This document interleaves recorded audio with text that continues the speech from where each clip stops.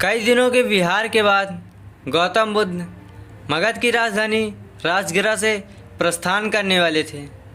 लोगों को जब यह बात पता चली तो वे उनके लिए भेंट आदि लेकर उनके दर्शनों के लिए आने लगे। अपने शिष्यों के साथ बैठे हुए बुद्ध लोगों के द्वारा दिए गए भेंट स्वीकार कर रहे थे। सम्राट बिंबिसार ने उन्हें भूमि, खाद, वस्त्र आदि प्रदान किए।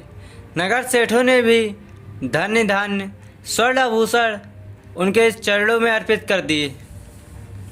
सभी के दान को स्वीकार करने के लिए बुद्ध अपना दाएं हाथ उठाकर स्वीकृति इंगित कर देते थे। भीड़ में एक वृद्धा भी थी। वह बुद्ध से बोली, भगवान, मैं बहुत निर्धन हूँ। मेरे पास आपको देने के लिए कुछ भी नहीं है। आज मुझे पेड़ से एक आम गिरा हुआ मिल गया।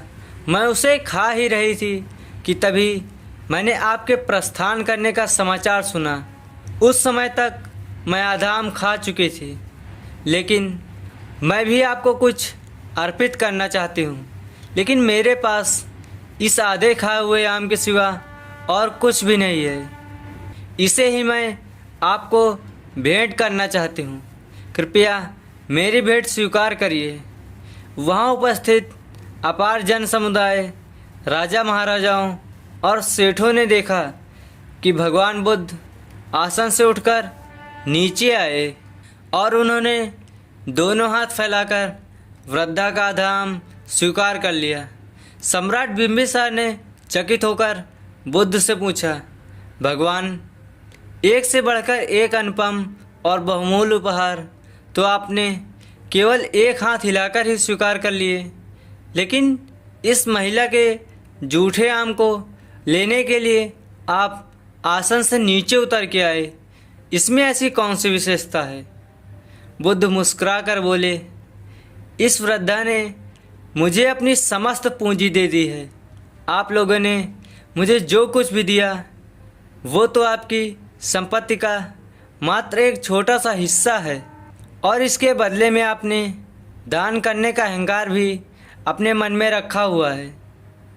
इस वृद्धा ने मेरे प्रति अपार प्रेम और श्रद्धा रखते हुए मुझे सर्वस्व अर्पित कर दिया। फिर भी इसके मुख पर कितनी नम्रता और करुणा है। इसलिए इस स्त्री का दान आप लोगों द्वारा दिए गए दानों में सर्वश्रेष्ठ है।